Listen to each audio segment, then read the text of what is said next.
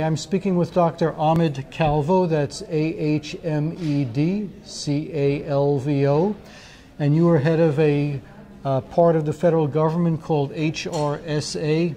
What exactly is the organization that you're a medical officer of? Yeah, I'm a medical officer within the Office of Health Information Technology and Quality, which is part of the what's called the Office of Special Health Affairs in the Office of the Administrator of HRSA.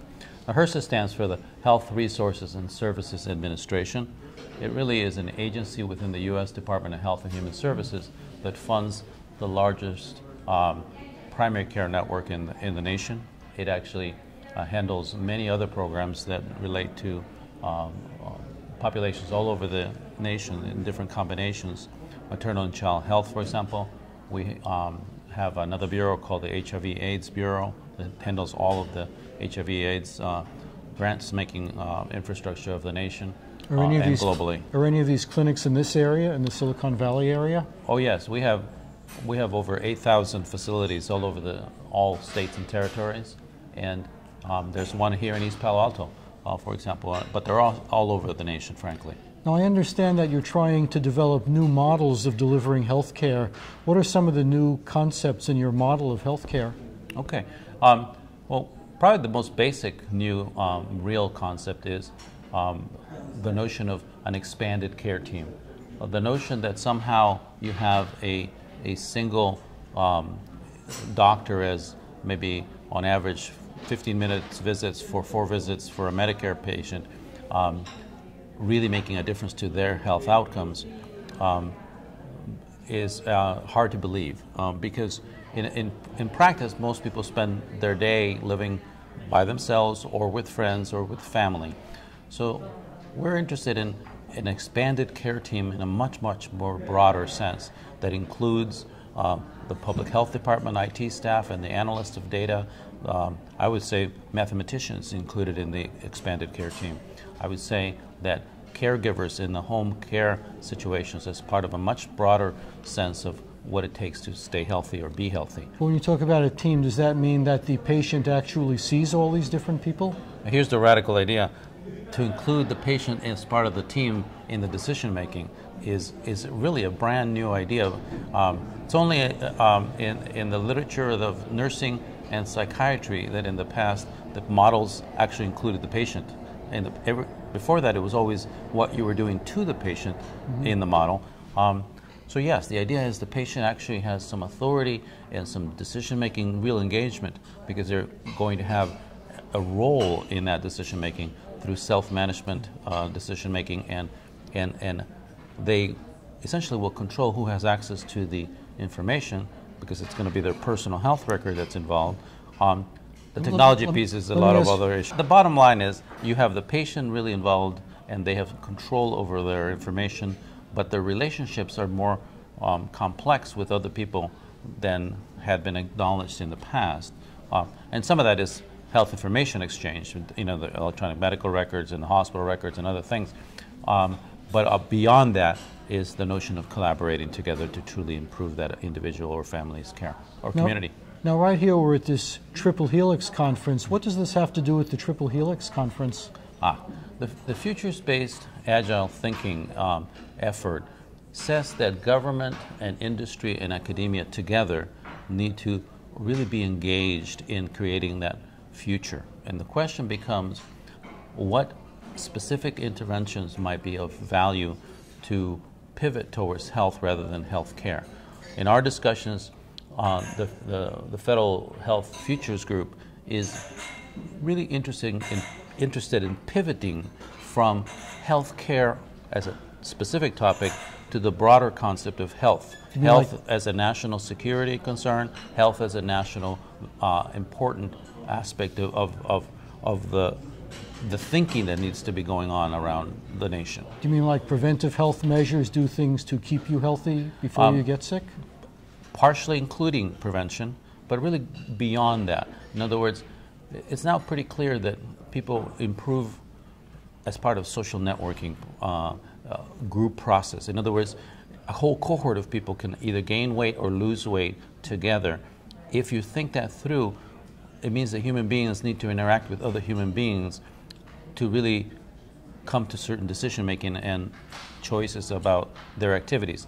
We're interested in exploring how we can do this through games, through modern technology communication systems, so that we can leverage those pre-existing relationships and improve on them for the outcome of improved health, as opposed to just delivering better health care. Now, I understand that you're having a game at this conference here on this topic. How is that game going to work, and how do people learn from that game? There are a number of games that have been invented recently that involve people purposely choosing combinations of innovations and knowledge and combinations of new ways of sharing all this for consensus building that have been independently invented by the gaming industry.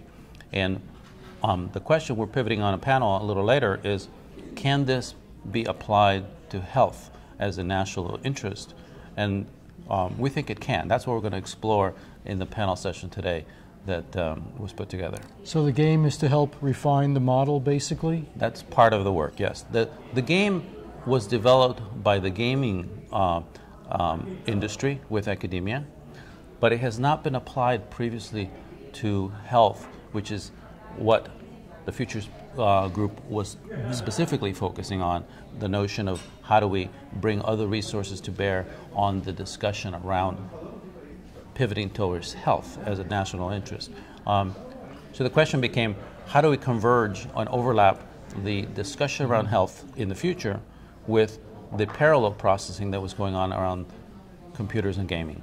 Now, you say that health is a team sport. Who are the players on this team other than the patient and his physician? Very interesting question.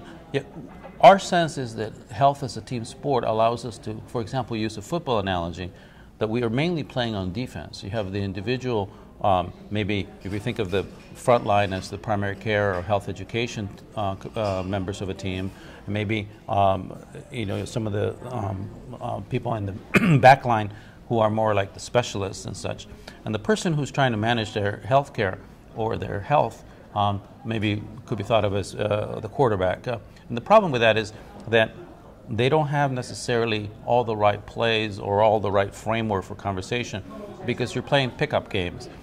In a professional football sense of it, you would have a professional coach, you would have some other people who are thinking about the strategies of how to go from being on defense to being on offense. The linebackers in the defense posture that we're in right now are having to really deal with a lot of difficult situations because we don't have a strong enough front line to really address some of the issues. So we're sort of backing up ourselves into worse and worse situation. If you think of the ball position as the actual health index of the nation or the individual, we're sort of losing ground right now. And the question is how to change the posture to be more on the proactively engaged, or maybe offense mindset. And for that, you're going to need some professional coaching. You may need some additional players on the team, for example. Does this have to do with social networking? For example, all of the players on this team could be on Facebook or something similar, and they can all communicate instantaneously together. Exactly. So there are possibilities of combining people's interests and choices of communication, i.e. things like Facebook, with trust. To be able to really make a difference in a person's life and their decisions, that person needs to have real trust that they're part of your team and they're not actually trying to hurt you. The flip side of this is people don't always know all the individuals that might be of real help to them.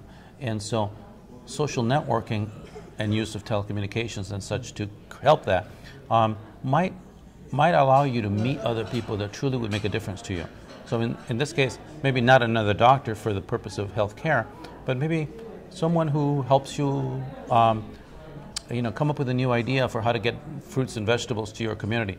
So for example, there are now places known as mobile veggies. The idea is, just like when I was young, there was a mobile bookmobile, right? So a veggie mobile would be a little mom and pop store being driven around to cities where there are perhaps food deserts traditionally, that therefore could come by and you could buy fruits and vegetables, etc.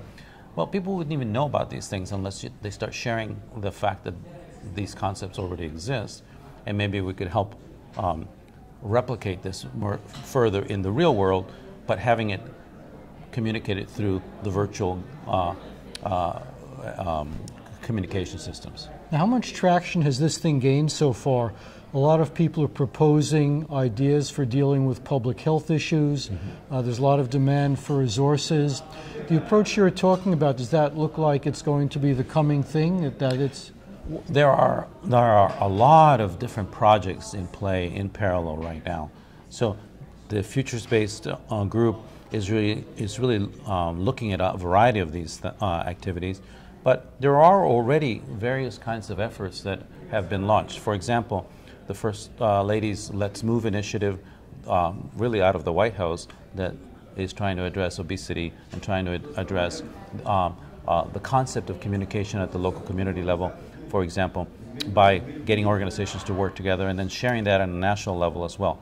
So HRSA has in fact already announced and launched a Healthy Weight Breakthrough Collaborative. In other words, applying some of these methodologies that we've developed over the last maybe a decade and a half or so around different conditions like the Diabetes Collaborative or the Asthma Collaborative, but now applied to a much more complex situation of the notion of a healthy weight, for example, which really links public health and primary care. That has not been done previously, which is why it's an innovative idea. How do we connect that up with some of the technology pieces is another aspect of this. In the past, many of these meetings were and initiatives were done in face-to-face large meetings, and people would go back home and share that with their local partners. Nowadays, it could be done much more cost-effectively by using both games and telecommunication systems in an improved way. Is a lot of this aimed at getting the individual to take more responsibility for himself instead of going to the doctor and saying, "Cure me"? Exactly. See, if the individual is able to have that sense of both the responsibility and being in action, because there's no sense of just feeling responsible and then not knowing what to do. That just ends up being more stressful. And some people, therefore, need help in figuring out, what they might want to try. That's where the social networking function comes in, with both the individual having responsibility and knowing that it's going to take a team of people, community to help you maybe know about some of these things that might truly be of help to you. Now, what do you hope to accomplish at this conference? How will you know if you're achieving what you wanted to achieve at this conference? Well, I think a lot of the dialogue's already in process, and people that are meeting each other have already begun to stimulate new ideas, number one. Number two, there are a lot of follow-up conversations that are already being scheduled with regards to the futures-based analysis group. We are actually inviting some people from the conference to join us at a series of discussions that are going to be happening in the future. So we're essentially organizing some follow-up activities already. Beyond that, I think that there are people who had not heard about the futures-based group from academia and from industry. So they're all very interesting types of cross-pollination in play already. So I can tell you that the visit has already been a tremendous success. It's just that I think it can go a lot further because of the new ideas that are being sparked from one spark to the other. So we think actually it's been quite, well, beyond it being valuable in terms of meeting some people, it's also been a lot of fun, which is an important ingredient, I think. Well, great. I wish you the best of luck in your endeavors. Thank you very much. Thank you. Take care. Thank you. It's interesting.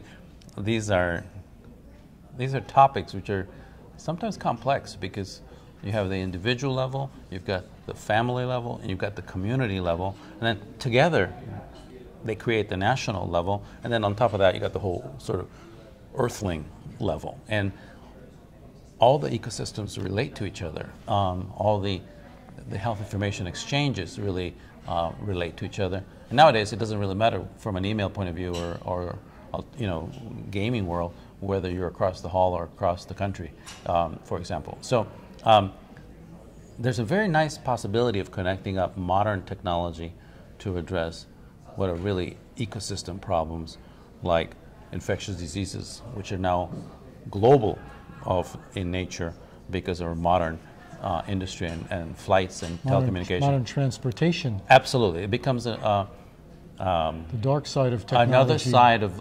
Another side of the whole ability to fly back and forth all over the world is that infectious diseases can therefore jump from one part of the planet to another very quickly. So from a public health point of view, that's another area that has to be very carefully, constantly monitored and dealt with, because we're in great danger of having something spread quickly. Hence, we need to prepare for that. And hence the systemness of all this. You need the individual responsibility and the system.